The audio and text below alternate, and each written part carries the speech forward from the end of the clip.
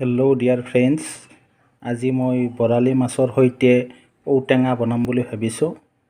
ৰেচিপিটো খাই কেনেকুৱা লাগে খাই জনাব আপোনালোকে। ইয়াৰ বাবে মই লৈছোঁ ঔটেঙা এটা, বৰালি মাছ কেইপিচমান, পিঁয়াজ দুটা আৰু মিডিয়াম চাইজৰ আলু দুটা। আৰু ইয়াত মই মছলা ব্যৱহাৰ কৰিছোঁ শুকান জলকীয়া কেইটিমান, পাঁচফোৰণ অকণমান, তেজপাত দুখিলা, জিৰা পাউডাৰ আৰু ধনিয়া পাউডাৰ অকণমান।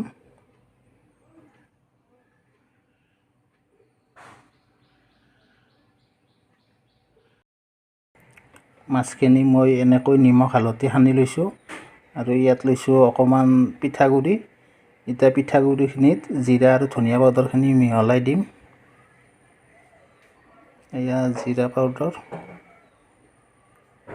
এয়া ধনিয়া পাউডাৰ। ইয়াত এতিয়া পানী দিম। পানী দি এইখিনি ভালকৈ পেষ্ট এটা বনাই ল'ব এইখিনিৰ। আৰু ঔখিনি মই মিহিকৈ কাটি আৰু এইখিনি এনেকৈ পেষ্ট বনাই ল'ব। আৰু ঔ আৰু আলুখিনি মই প্ৰেছাৰ কুকাৰত এটা হুইচেল মাৰি সেইখিনি বইল কৰি লৈছোঁ। এয়া আমাৰ তেল গৰম হৈছে, এতিয়া মাছখিনি ফ্ৰাই কৰি ল'ব লাগিব।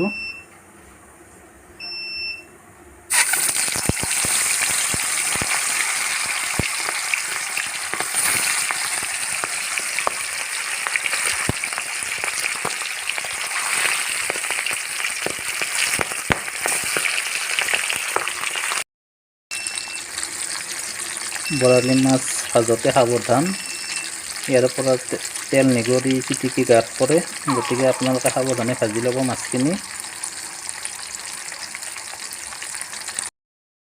আলু আৰু ঔটেঙাখিনি এনেকৈ মই প্ৰেছাৰ কুকাৰত বইল কৰি লৈছোঁ।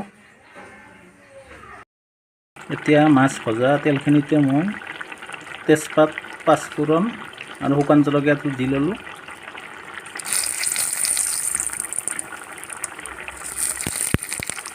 এতিয়া ইয়াত পিঁয়াজখিনি বহাই দিম।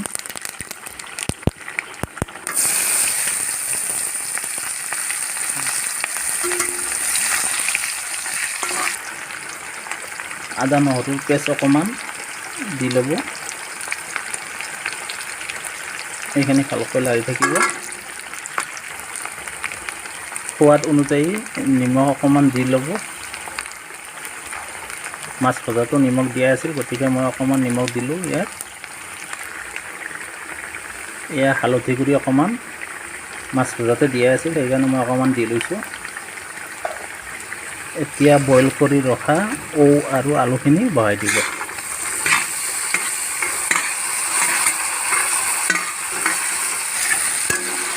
এইখিনি এনেকৈ ভালকৈ লাৰি থাকিব।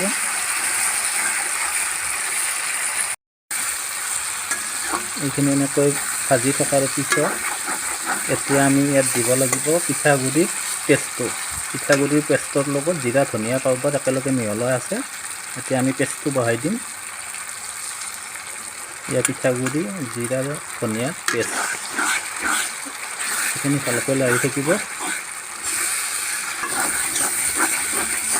এতিয়া এইখিনি প্ৰায় শুকান হৈ গৈছে, তলত লাগিব ধৰিছে, গতিকে ইয়াত আমি পানী দিম। পানীটো মই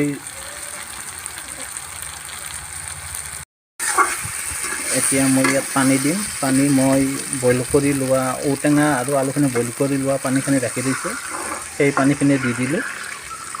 আপোনালোকৰ জোখমতে পানীটো দি ল'ব। এয়া মই জোখমতে পানী দি ল'লোঁ। এতিয়া ভাজি ৰখা মাছখিনি ইয়াত বহাই দিম।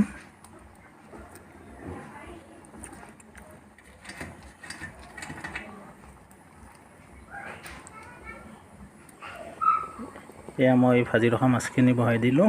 এতিয়া মিনিমাম 8-10 মিনিট পূৰা উতলিব লাগিব।